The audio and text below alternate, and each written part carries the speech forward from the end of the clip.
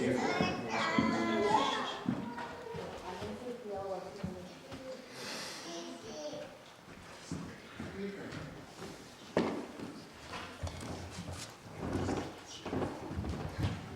normally I try to hide that.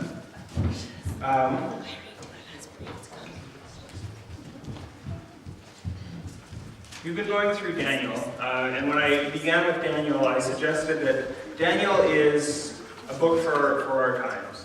That really what Daniel speaks to us is something that it is ongoing, the pressures of what that looks like.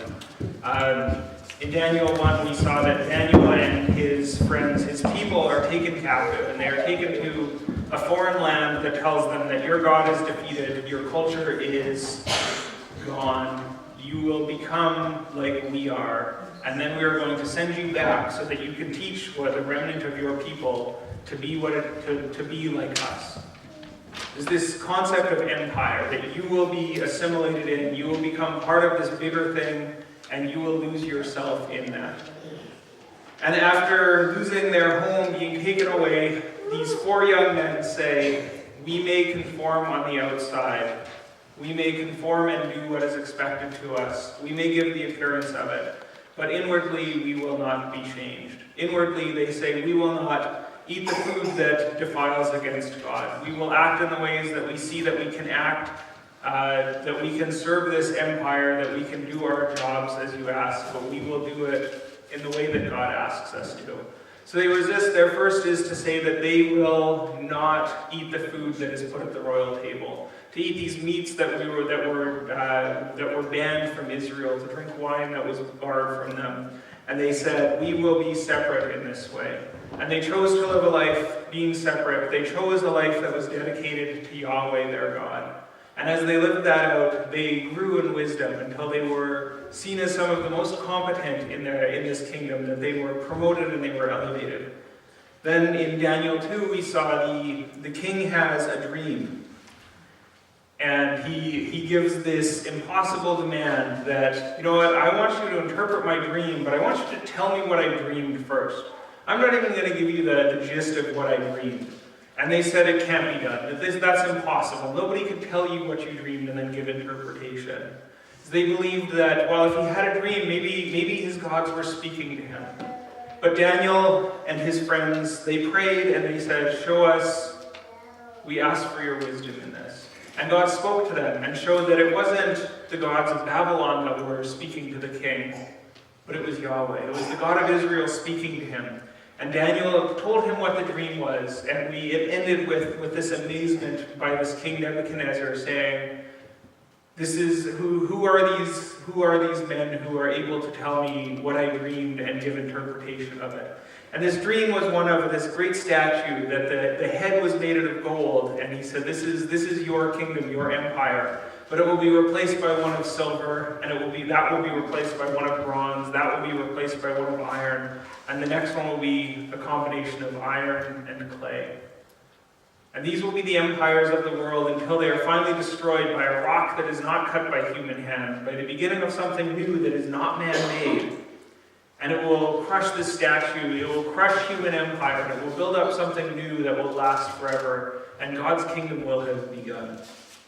And as we go into chapter 3, we have obviously the continuation of how does Nebuchadnezzar the king respond to this dream, where we saw him worship at the end, but then in Daniel 3 we see what his response actually is to being told of this empire. So reading Daniel 3 from verse 1 through 30. King Nebuchadnezzar made an image of gold, 60 cubits high and 6 cubits wide. He set it on the plain of Dura in the province of Babylon. Then he summoned the satraps, the prefects, the governors, the advisors, the treasurers, the judges, the magistrates, and all other provincial officials to come to the dedication of the image he had set up. So the satraps, prefects, governors, advisors, treasurers, judges, magistrates, and all of the other provincial officials assembled for the dedication of the image of King Nebuchadnezzar had set up. And they stood before it. Then the herald loudly proclaimed, "Nations and people of every language, this is what you are commanded to do.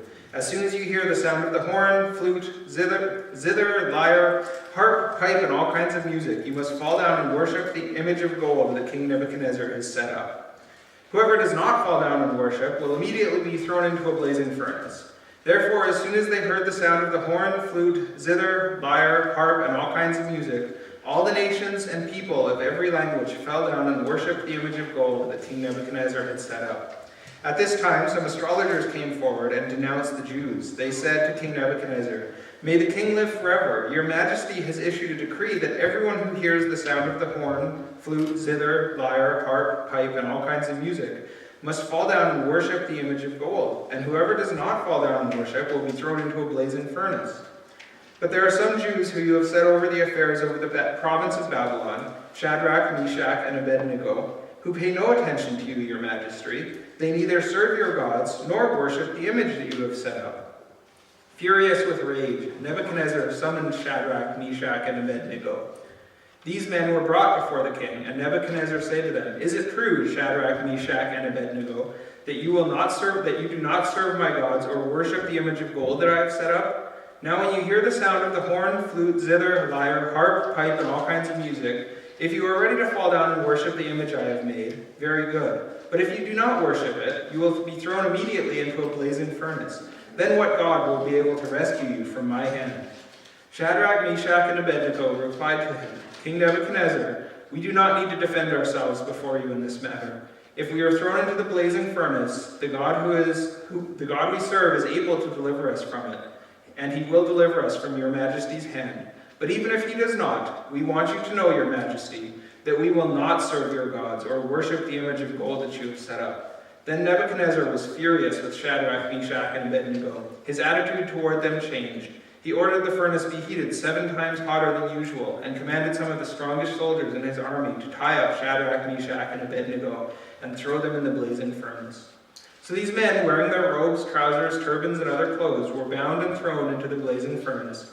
The king's command was so urgent and the furnace so hot that the flames of the fire killed the soldiers who took up Shadrach, Meshach, and Abednego. And these 3 men, firmly tied, fell into the blazing furnace. Then King Nebuchadnezzar leapt to his feet in amazement and asked his advisor, "Weren't there 3 men that we tied up and threw in the fire?" They replied, "Certainly, your majesty." He said, "Look, I see 4 men walking in the fire, unbound and unharmed, and the 4th looks like a son of the gods." Nebuchadnezzar then approached the opening of the blazing furnace and shouted, "Shadrach, Meshach, and Abednego, servants of the Most High God, come out, come here." So Shadrach, Meshach, and Abednego came out of the fire. The satraps, prefects, governors, and royal advisors crowded around them. They saw that the fire had not harmed their bodies, nor was a hair on their heads singed.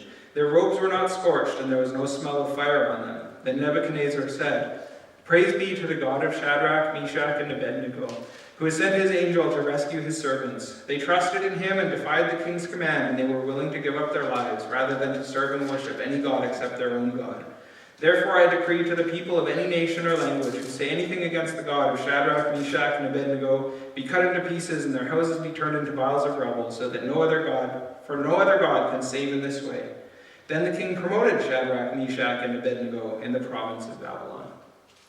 Father, we give you thanks for your provision. We give you thanks for your love. We give you thanks that you speak to us. Father, we just ask that you would be calling us, that we might see the love that you have. Jesus, we ask that you would walk among us, that you would point us.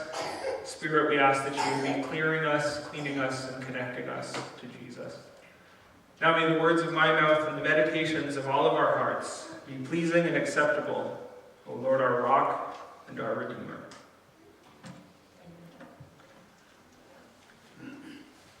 Daniel, we get these interesting long passages that are just always so fascinating, and I think as we read through them, they always seem like they speak somewhat relevantly of our age. They speak with something that we all recognize.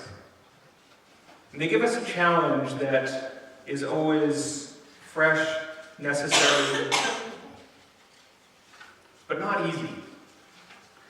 The very beginning of this, we see that Nebuchadnezzar, he had this dream about this big statue, and his takeaway was, I should have a giant statue. You know, if anyone deserves a giant statue, it should be me. He didn't take away the whole thing about, this kingdom that was going to come down from heaven to be established forever. He thought, my kingdom's really good and needs a good statue. So he built one. At the end of the second chapter, we saw this brief praise that Nebuchadnezzar put down of who God was, worshiping the ability of this God of Israel to be able to tell him his dream and interpret it. And the first thing that he does after is say, you know what, I think I need a statue because I'm really great. Clearly Nebuchadnezzar did not have a great vision of who God was. Nebuchadnezzar was not humbled before this God. He was just impressed by something. He was impressed and figured, this is like some sort of carnival trick that I've been shown. And really the most impressive thing on earth is me. And people should really understand how great I am and worship that. So this government establishes a system that is opposed to the faith of Israel. This isn't an attack on Israel. This isn't something that says, you know what, the Jews say there's only one God, so I'm going to do this because it's going to make them look bad and then I can throw them. This is just the way that this empire works. This is the way that I say human empire works, is that we function in the way that we do. We function based off of human hubris, this idea that we are something great, that we are able to achieve something great. The statue and this law, this isn't actually an attack that is directed at Shadrach, Meshach, and Abednego. This is just what humans do. We think that we are more than we are. And when you give a person a position where they have power and they look around the world and they say, I'm on top of this. I'm something great. We begin to genuinely believe it. See, our saving grace here is that we are not on top of the world. We are not the king of some empire that is ruling over everything. But if we were, this is an image of what we look like. This is an image of what the human heart does. It lifts itself, it says that I am something important and great, and others need to recognize how great I am. Human empire is one that always takes advantage, that pushes for itself, that promotes itself, that is arrogant, that is selfish, that is proud. And so we see Nebuchadnezzar represents this pretty clearly and perfectly for us. As he puts up this statue that, hey, in empire, he's the king. He has every right. This is just a normal thing. And he makes his decree that anyone who doesn't do this will be thrown into a burning fire, will be thrown into a furnace. If you remember back in chapter 2, Nebuchadnezzar's threat for anyone who couldn't interpret his dream for him was he was going to chop them into pieces and burn down their house. You see a bit of a pattern with Nebuchadnezzar? He really likes this line, I'm going to burn down your house and kill you.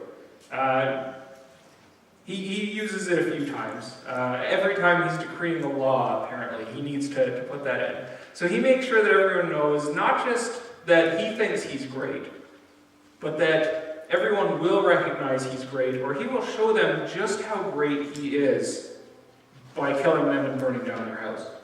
Because that's the definition of greatness, right? If I came and, I don't know, burned down your house, you'd be like, man, that guy's great. So our boys have a choice. Shadrach, Meshach, and Abednego, who have been promoted, who have shown competence, are now pretty high up in the empire. They have comfortable jobs, and they have, so far, they've lived out a faith that hasn't really cost them much. In fact, being faithful to God has been something, the source of their promotion almost. When they chose to serve God and they grew in stature and wisdom, it seemed like that served them. When Daniel looked to God for the answer rather than trying to find anything else, they were promoted again, and that seemed to serve them. Now they're given this challenge that says, you have come so far, and you will either live your best life in Babylon. You'll take everything that the empire has to offer, because everything here is at their disposal. Every good thing that they have. They can live that life, or they can be thrown into a fire. That's a tough choice. Everything that the empire has to offer, or a fire. For the most part, it's an easy one. You take what's there. You take the road that's given to you. You rationalize that and say, you know what, it's good to be alive, I need to be alive. You say, you know what, I can ask for forgiveness later. I can keep this. What's this little piece? What is this little thing to pay? when really it's the question of everything versus a fire. Should be an easy answer. Clearly, they're regarded well by the king. Nebuchadnezzar had promoted them. He had seen that they were competent. And his response to them is that these guys who you've promoted, that you esteemed, that you thought so much of, they are now flaunting you. They are saying that they will not serve your gods or bow down to your image. And I think the first thing is that Nebuchadnezzar, this is a betrayal to him. He feels like this is a personal affront. Well, it's his statue, so there's a big statue of him they're not bowing down to. It is kind of a personal attack. We'll be your friend is essentially what they're saying. We will work for you, but we do not worship you. You may, in some sense, write the checks, but you don't own me. You don't own us. And so the king tries to work on this. Like, look, I've promoted you. I know who you are. You guys, you do good. Come on. I'll burn your house down, or you can have everything. And their response is, we'll take the fire. The question that they're asked in Daniel 3 is, what is something worth to you? When do you cut bait from something? When do you get to quit on something and say, this isn't worth it anymore? When do you get to say that, you know what, I've doubled down, but I have to cut my losses here. I have to get out of this with something. This is the question that faces Shadrach, Meshach, and Abednego. Is this worth everything? Literally. But as we've seen, these are boys who are well set in their Bible, well set in their Old Testament. And they would think back to Abraham. Abraham, when he's called out of Babylon, interesting correlation. When he's called out of Babylon, God says to him, leave your family, your household, your country. Leave everything. Come follow me. I will show you a good home, and I will give you a great future. And for Abraham, that looked like one boy. And later God said, would you give that boy to me? Would you give back Isaac, your future, everything that you feel like I promised you? And Abraham goes and he says, I would give up Isaac to follow God. Later we see King David, who is anointed to be the king of Israel. And God says, this is the guy who's after my heart. This is the guy I want to be. And for being anointed as the next king, he spends 20 years being hunted, being hated, being an enemy of the state, because of his desire for God, because of the way that his heart turns towards God. So they have, Shadrach, Meshach, and Abednego have a history of saying, you know what, if we want God, if we want to find God, this seems to be the kind of place where God will be found. And they give their answer that, you know what, God has promised us future. God has promised our people future, and we believe that we have a part in that. You throw us in that fire and we will be saved from it. But I love their next line. Even if we're not, we will not bow down. Now I wondered, is this just a crisis of faith on their part? We're pretty sure God's got this, but just in case he doesn't, I don't think you can accuse them of having a shaky faith when they said, you know what, throw us in the fire. We might survive, we might not, but we worship God. We worship Yahweh. And they choose this fire. And this is a question of what your faith and hope is in. Faith is their trust in who God is, that God is able and wanting to do what is best for them.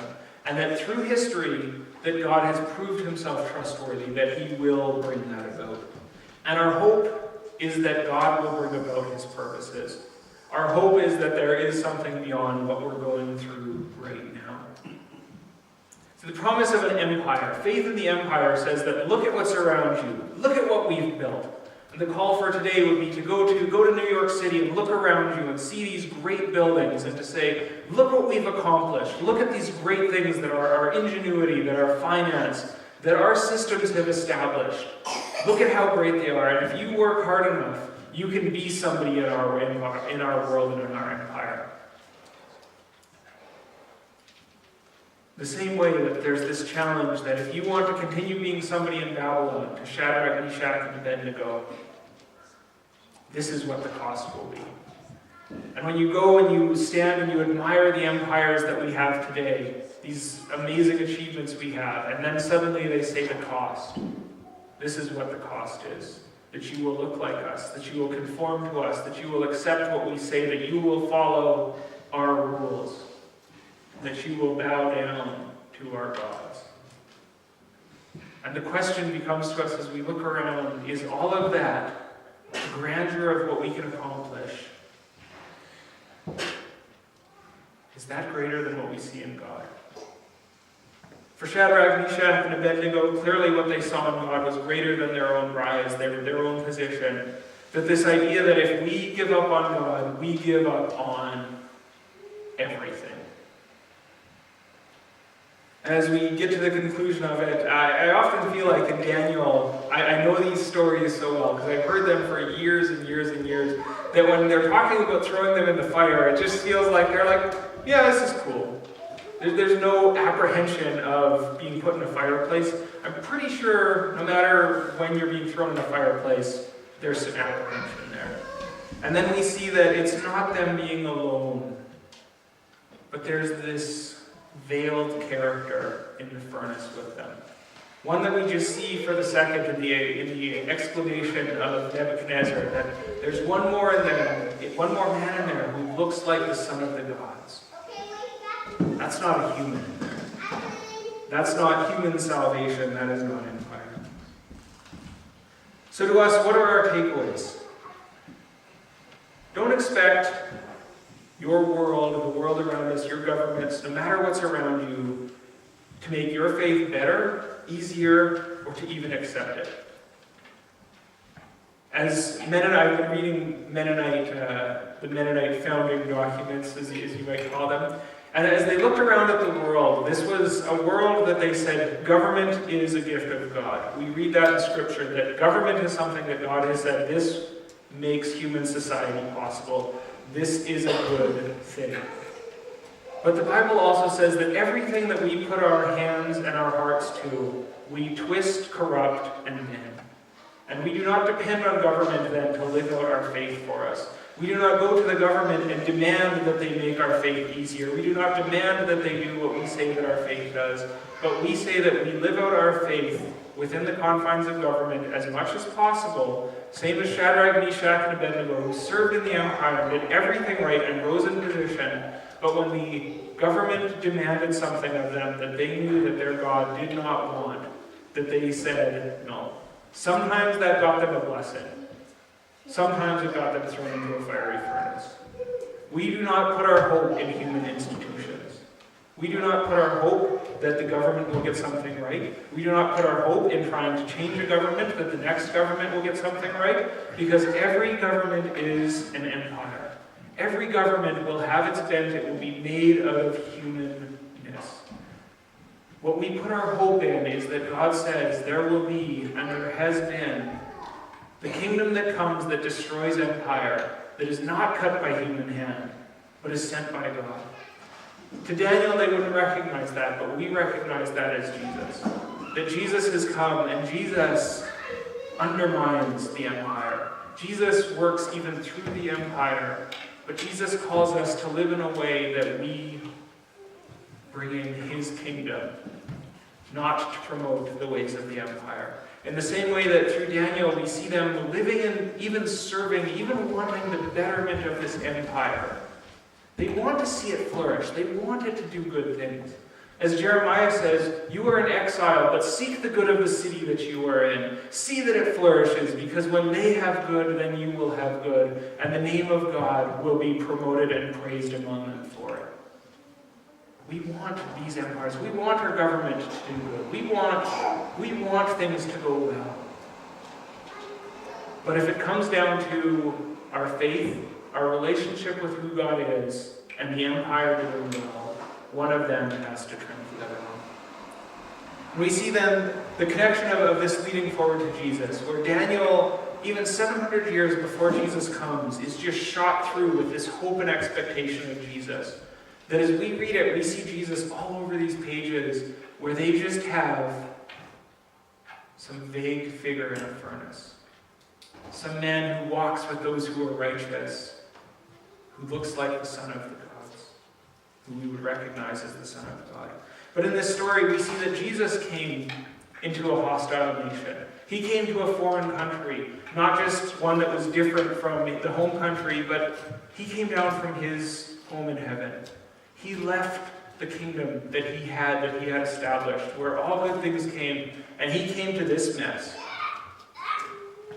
And we hated him, and he suffered. And he was pushed on, fit into this empire, Jesus. You can't challenge the established religious system. You can't challenge the political system. You can't challenge the state of our hearts the way that you are.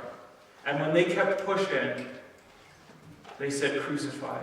We choose our empire. We choose what we can build up. We believe that this is great.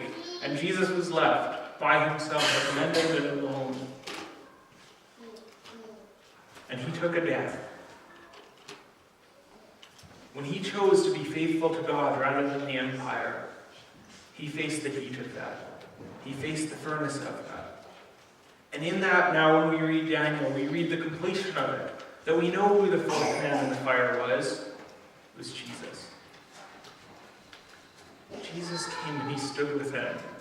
Not before they were thrown in. Not to say, oh, no, that this won't happen.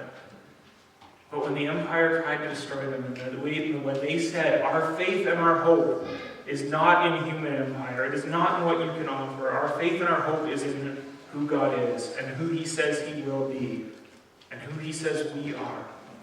Jesus came and he stood in the fire with them.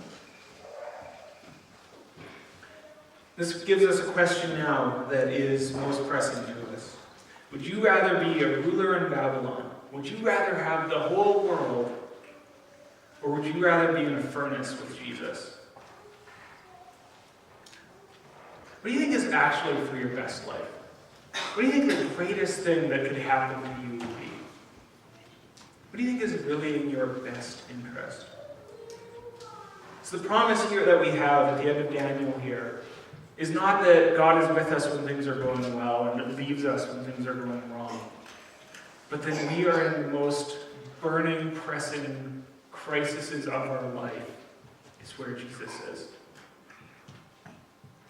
And that the real horror of our lives is that when we don't go into our own crisis, when we don't face the darkest, worst parts of ourselves, we say that we will not go there with Jesus, and we will stand up here without him.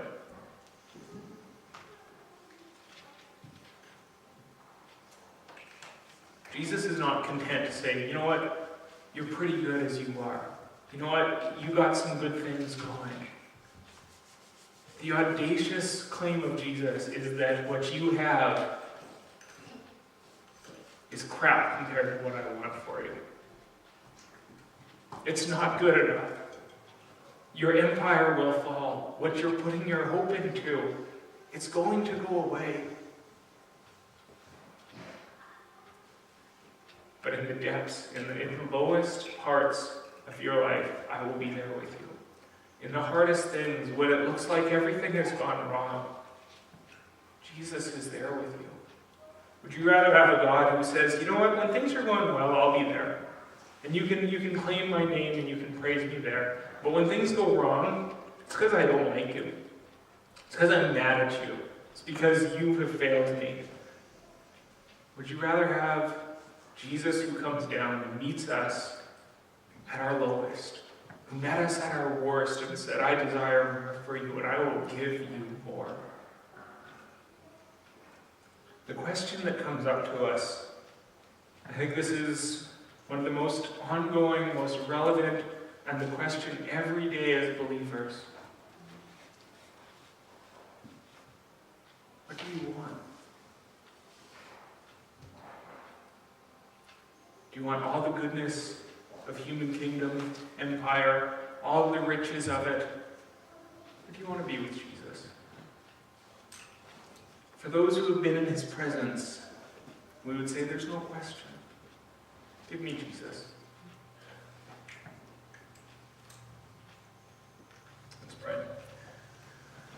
Father, we thank you that you meet with us where we are. That even as we go into the most difficult of circumstances, even as we look at the most hard aspects of our lives, even as it seems like everything is against us, when everything presses, that you will be present with us. That you offer us a hope in the future. That you say that you desire the best things for us, and that living in your kingdom is what is best and most right for us. That you desire to make us more like yourself, to know that the fullness of who you are is often found in our difficulty and our suffering and the giving up of ourselves, to realize that the best of what we can imagine is nothing before who you are. Father, we just pray that we would have fresh vision of your goodness, of your desire, your hope. We ask that you would walk with us in faith this week, that we might know what it is to, step by step, demonstrate that we choose you.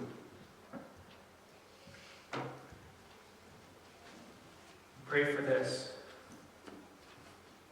In Jesus' name.